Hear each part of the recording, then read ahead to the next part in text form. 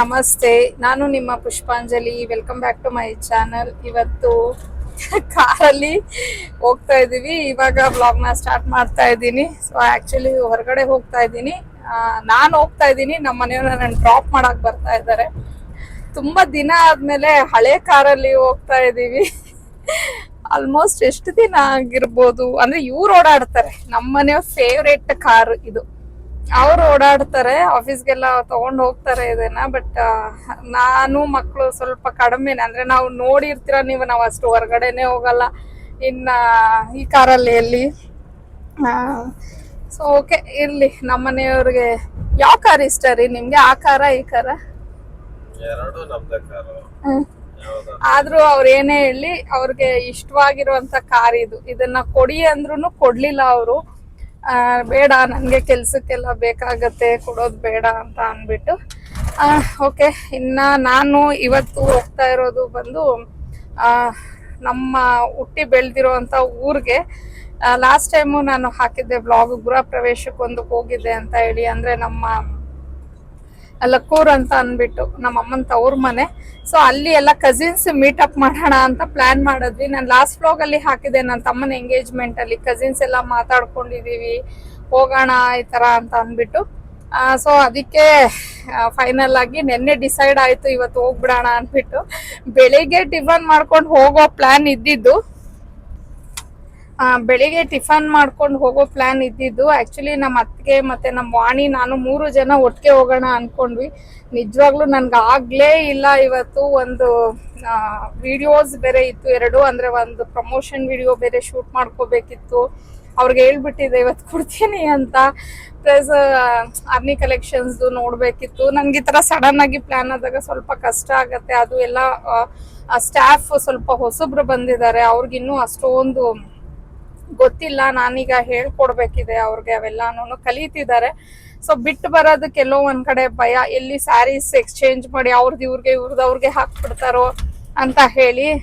ಈಗ next booking ಆಗೋದೆಲ್ಲ ನಾನಿನ್ನ ಸೋಮವಾರಕ್ಕೇನೆ shipment ಮಾಡ್ಕೊಡ್ಬೇಕು. ಈ ತರ ಇದೆ ಎಮರ್ಜೆನ್ಸಿ ಆಗಿ. ಅಂದ್ರೆ ಎಲ್ಲಾರು ಹೋಗ್ತಿದ್ದಾಗ ನಾನು ಒಬ್ಳು ಏನಕ್ಕೆ ಅಂತ ಅಂದ್ಬಿಟ್ಟು ನಾನು ಇಲ್ಲ ಪರವಾಗಿಲ್ಲ ಎಲ್ಲ ಮೀಟ್ ಆಗೋಣ ಅಂತ ಪ್ಲಾನ್ ಮಾಡಿದ್ದು. ತುಂಬಾ ಚೆನ್ನಾಗಿರತ್ತೆ. ಏನೇನೋ ಅನ್ಕೊಂಡಿದೀವಿ, ಆಗತ್ತೋ ಇಲ್ವೋ ಗೊತ್ತಿಲ್ಲ. ಬಟ್ ನೋಡೋಣ ಹೇಗಿರತ್ತೆ ದಿನ ಅಂದ್ಬಿಟ್ಟು. ಅಂದ್ರೆ ಇವತ್ತು ನಾಳೆ 2 ದಿನ ವ್ಲಾಗ್ ನೆಕ್ಸ್ಟ್ ವೀಕ್ ಅಲ್ಲಿ ಹಾಕ್ಬಿಡ್ತೀನಿ.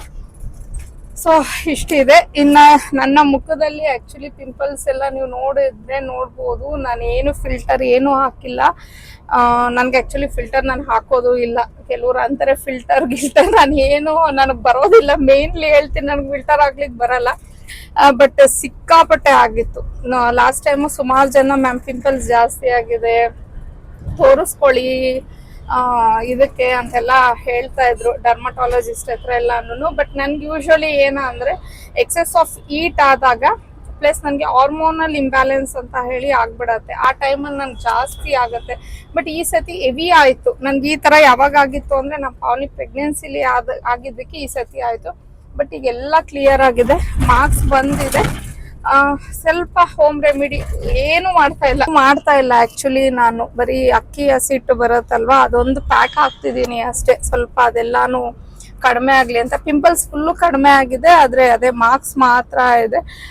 ಏನು ಮಾಡಕ್ಕಾಗಲ್ಲ, ಇದೆಲ್ಲ ಕಾಮನ್. ಇಷ್ಟಕ್ಕೆಲ್ಲ ನಾವು ಹೆದರ್ಕೊಳ್ಳೋಂಗಿಲ್ಲ. ಲೈಫಲ್ಲಿ ಎಷ್ಟೋ ಬರುತ್ತೆ ಹೋಗುತ್ತೆ. ಈ ಪಿಂಪಲ್ಸ್ಗೆಲ್ಲ ಯಾರು ತಲೆ ಕೆಡಿಸ್ಕೋತಾರೆ? ಬಟ್ ಯಾರಾದ್ರೂ ಏನಾದ್ರು ಅಂದಾಗ ಅಯ್ಯೋ ಹೌದಲ್ವಾ, ಸುಮ್ನೆ ಅವ್ರು ಏನೋ ಒಂದ್ ಮಾತು ಅಂತಾರೆ, ಅದ್ರ ಬದಲು ಫೇಸ್ ಕ್ಲಿಯರ್ ಮಾಡ್ಕೊಳ್ಳೋದು ಬೆಸ್ಟ್ ಅನ್ನೋ ತರ ಅನ್ಸುತ್ತೆ.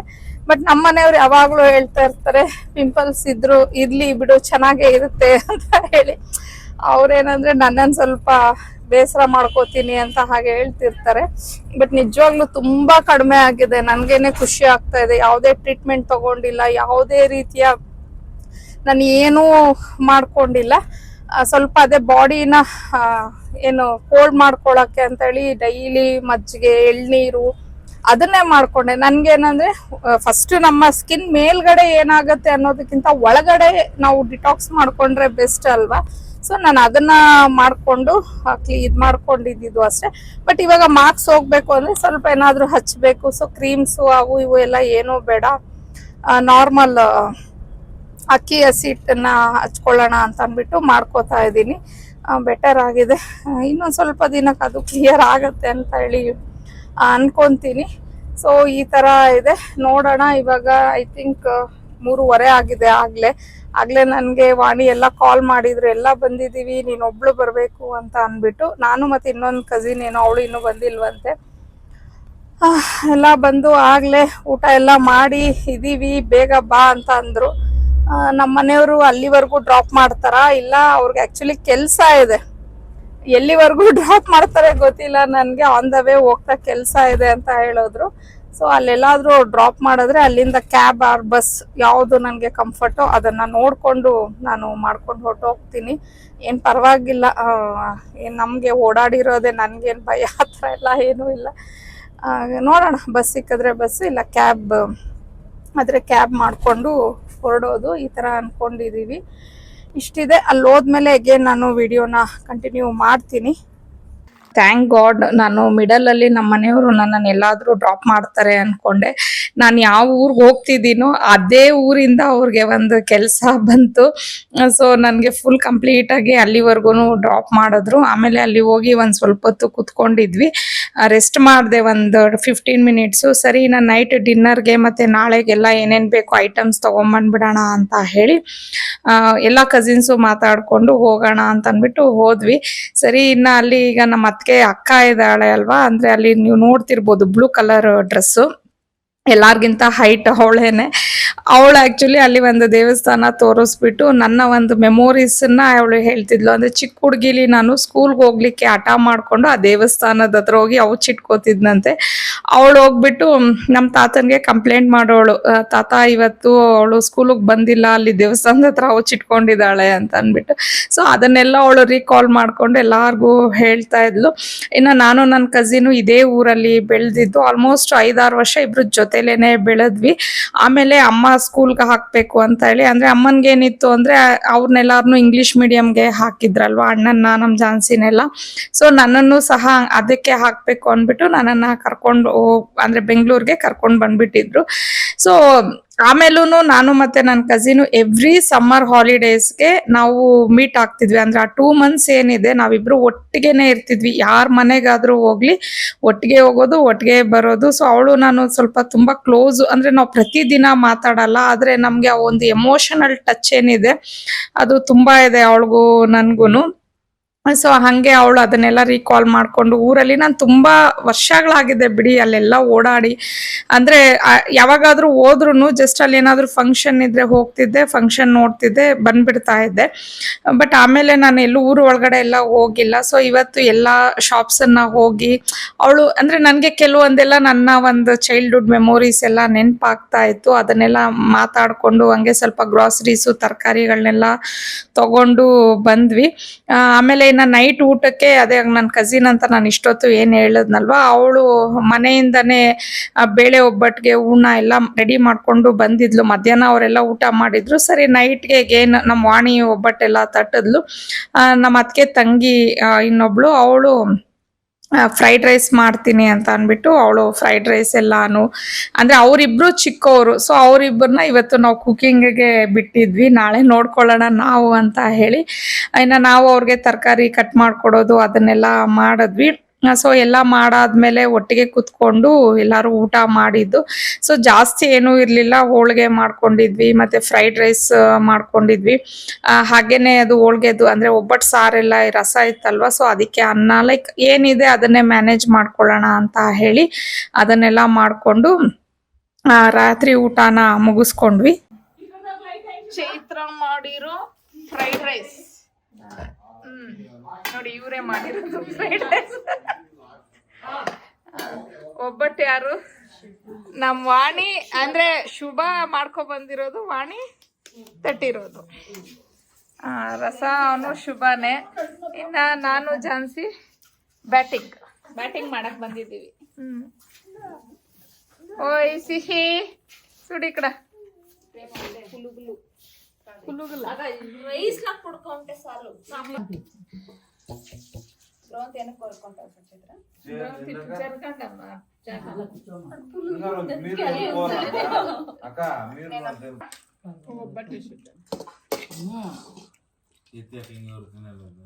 మూడో డ్రెస్ కదా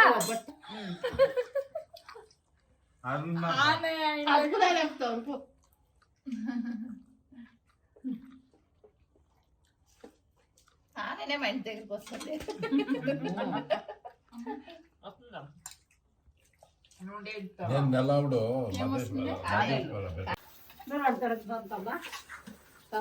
ನೋಡಿ ನಮ್ಗಿಂತ ಎಲ್ಲ ಚಿಕ್ಕವ್ರೆ ಇರೋದು, ಒಬ್ಬರದಾದ್ರೂ ಇಲ್ವೇ? ಪಾಪ ನಮ್ಮ ಅಕ್ಕವ್ರು ಮನೇಲೂ ಎಲ್ಲ ಅವರೇ ಮಾಡ್ತಾರೆ, ಇಲ್ಲಾದ್ರೂ ನಾವು ಮಾಡೋಣ ಅನ್ನೋದು. ನಮ್ಮನ್ನೇ ಬಿಟ್ಟಿದ್ದಾರೆ ಪಾತ್ರೆ ತೊಳೆಯೋದು. ವಿಡಿಯೋಗೋಸ್ಕರ ಕೂತಿದ್ದಾಳೆ ನಮ್ಮ ಅಕ್ಕ. ನಾವು ಹೇಳಿಲ್ಲ, ನಾವ್ ಹೇಳಲೇ ಇಲ್ಲ.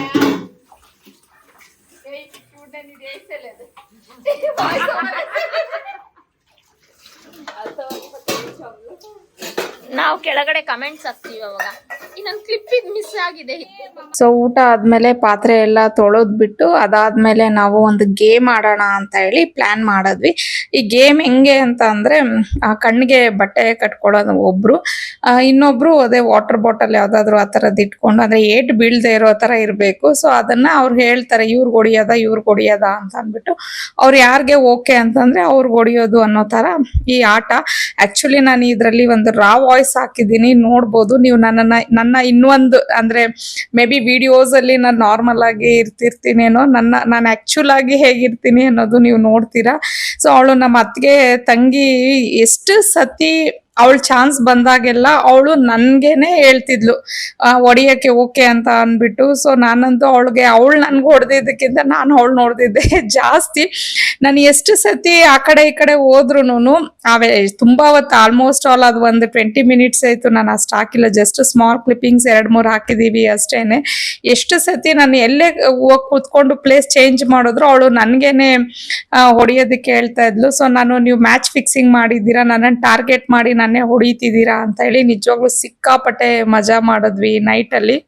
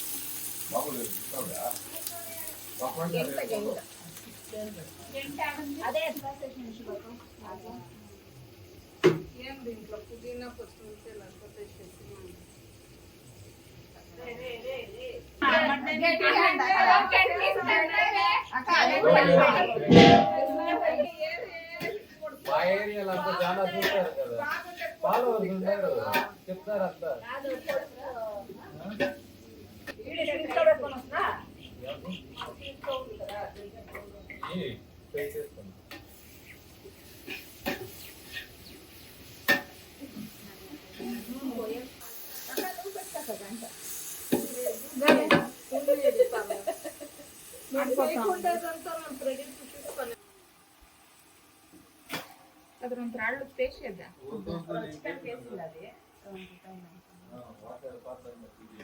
ಹುಡ್ರಂತ ಮಂಟ ಎತ್ಕೊಂಡ್ನ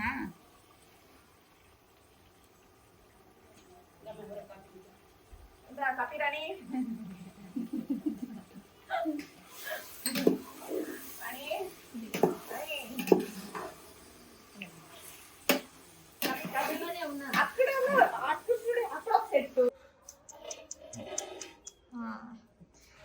ಎಷ್ಟು ಜನದ ಕೈ ಇದೆ ಈ ಬಿರಿಯಾನಿಲಿ.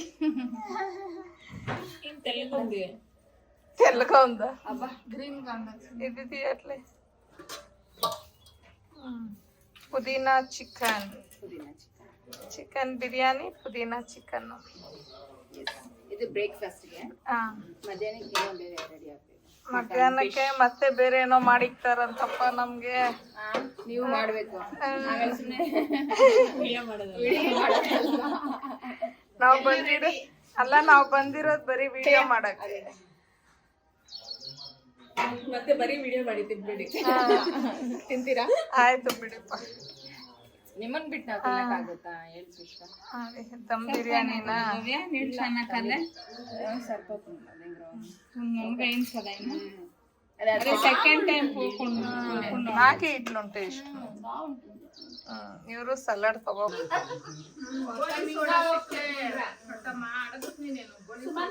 తెచ్చిస్తాను మనం బ్రాండ్ రాసిలే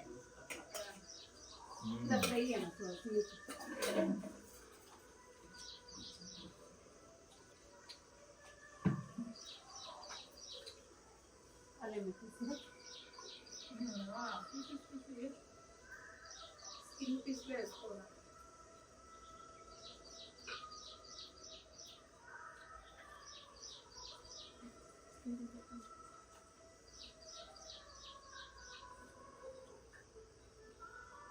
ಮಧ್ಯಾಹ್ನಕ್ಕೆ ಏನೇ ಇದು ಶುಭ? ಮಟನ್ ಮಟನ್ ಚಾಪ್ಸ್ ಅಂತ ಇದು. ಮಟನ್ ಚಾಪ್ಸ್ ಮಾಡಿದ್ದಾರೆ. ಇದೇನು? ಅದಕ್ಕೆ ಮುದ್ದೆ, ಫಿಶ್ ಫ್ರೈ. ಇದು ಬೆಳಿಗ್ಗೆದು ಪುದೀನಾ ಚಿಕನ್. ಇದು ನನ್ನ ಫೇವ್ರೇಟ್. ನಾನು ಹೇಳಿ ಮಾಡಿಸ್ಕೊಂಡಿದ್ದೀನಿ. ಪಾಪ ನಮ್ಮತ್ತೆ ನನ್ಗೋಸ್ಕರ ನೋಡಿ, ನಮ್ಮತ್ತೆ ನನ್ಗೋಸ್ಕರ ಹಸಿ ಗೊಜ್ಜು ಮಾಡ್ಕೊಟ್ಟಿದ್ದಾರೆ. ಥ್ಯಾಂಕ್ ಯು ಅತ್ತೆ.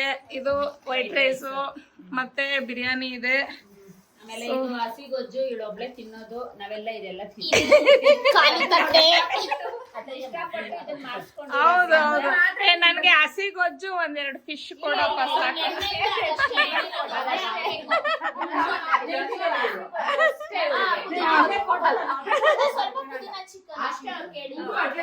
ಇಲ್ಲ ಹೇಳಿದ್ದು ಸ್ವಲ್ಪ ಪುದೀನಾ ಚಿಕನ್.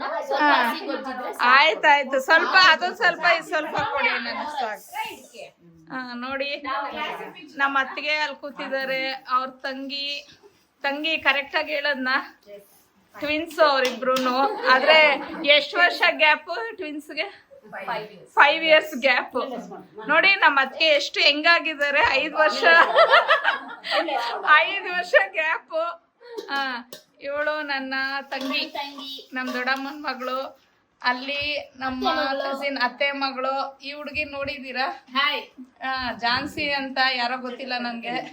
ಇವ್ರು ವಾಣಿ ಅಂತ ಇವ್ರು ಯಾರೋ ಗೊತ್ತಿಲ್ಲ ನನ್ಗೆ. ಇವ್ರಿಬ್ರು ಗೊತ್ತಿಲ್ದಿರ ನಮ್ಮ ಮನೆಗ್ ಬಂದ್ಬಿಟ್ಟವ್ರೆ. ಇನ್ನ ಇವ್ರೊಬ್ರು. ಇವ್ರನ್ನೇನ್ ಹೇಳ್ಬೇಕು ನಾನು?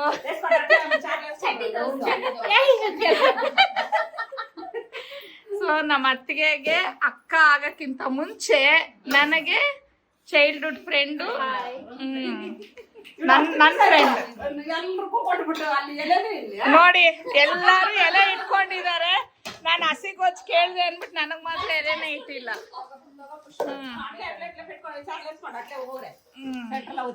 ಮಿಡಲ್ ಅಲ್ಲಿ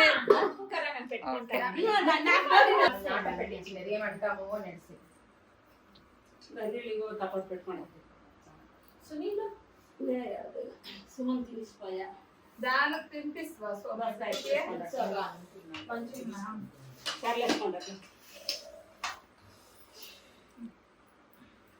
ನೂರ ನಾವು పెట్టుకుంట ಮತ್ತ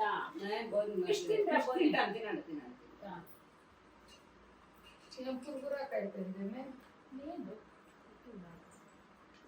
బాగా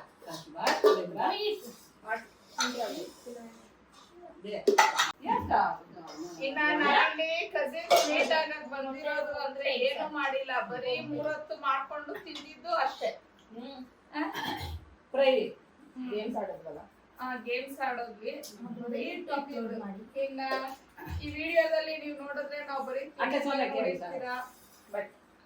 ಬಟ್ ಇನ್ನು ಕೆಲವೊಂದು ಆಫ್ ವಿಡಿಯೋ ತುಂಬಾ ಏನೇನೋ ಮಾಡ್ಕೊಂಡ್ವಿ.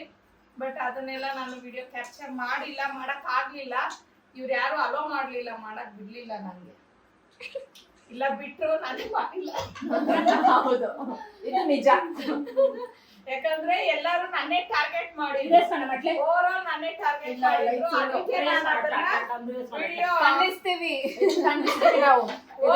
ಎಸ್ಪೆಷಲಿ ಇವಳು ನಮ್ಮ ಅತ್ತೆ 5 ವರ್ಷ ಚಿಕ್ಕ ತಂಗಿ, ಬಟ್ ನೋಡಕ್ ನಮ್ಮ ಅತ್ತೆಗಿಂತ ದೊಡ್ಡೋಳ್ ತರ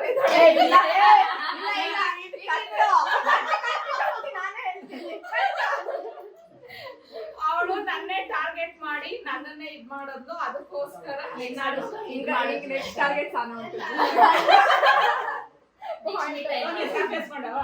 ಅವಳಿಗೆ ಏನೇನ್ ಕೋಪ ಇತ್ತೋ ಎಲ್ಲ ತಿರ್ಸ್ಕೊಂಡ್ಬಿಡಿದಾಳೆ ನನ್ನ ಮೇಲೆ. ಅದಕ್ಕೆ ಒಂದೇ ಒಂದು ಕ್ಲಿಪ್ಪಿಂಗ್ ಹಾಕ್ತೀನಿ, ಸ್ಮಾಲ್ ಕ್ಲಿಪ್ಪಿಂಗ್ ಹಾಕ್ತೀನಿ. ಅಲ್ಲ, ಅದಕ್ಕೂ ಇವ್ರ ಹಿಂದೆ ಇನ್ನ ಸೂತ್ರಧಾರಿಗಳು ಬೇರೆ ಇದಾರಂತೆ. ಇನ್ನ ನೀವು ನೋಡಿದ್ರಲ್ಲ, ನಾನು ಆಗ್ಲೇ ಹೇಳ್ದಂಗೆ ಈ ವಿಡಿಯೋದಲ್ಲಿ ಬರೀ ನಾವು ಊಟ ಮಾಡಿದ್ದು ಮಾಡ್ಕೊಂಡು ತಿಂದಿದ್ದೆ ಅದೇ ಇತ್ತು. ಬಟ್ ಅದಕ್ಕಿಂತ ಮುಂಚೆ ತುಂಬಾ ಎಂಜಾಯ್ ಮಾಡಿದ್ವಿ ಬಿಡಿ. ಎಲ್ಲಾರು ಒಬ್ರಿಗೊಬ್ರು ಕಾಲು ಎಳಿಯೋದು, ಅವ್ರನ್ನ ರೇಗ್ಸೋದು, ಟೀಸ್ ಮಾಡೋದು, ಈ ತರ ಎಲ್ಲ. ಆಮೇಲೆ ಆಗ್ಲೇ ಹೇಳ್ದಂಗೆ ಅದೇ ಒಂದು ಗೇಮ್ ಅಲ್ಲಿ ನನ್ನನ್ನ ಟಾರ್ಗೆಟ್ ಮಾಡಿ ಹೊಡೆದಿದ್ದು ಇದೇ ಇತ್ತು. ಸೊ ನಿಜ ಹೇಳ್ಬೇಕು ಅಂದ್ರೆ ಹೇಗೆ ಒಂದಿನ ಕಳೆದ್ವಿ ಅಂತ ನಿಜವಾಗ್ಲೂ ನಮ್ಗೆ ಟೈಮ್ ಹೋಗಿದ್ದೆ ಗೊತ್ತಾಗ್ಲಿಲ್ಲ.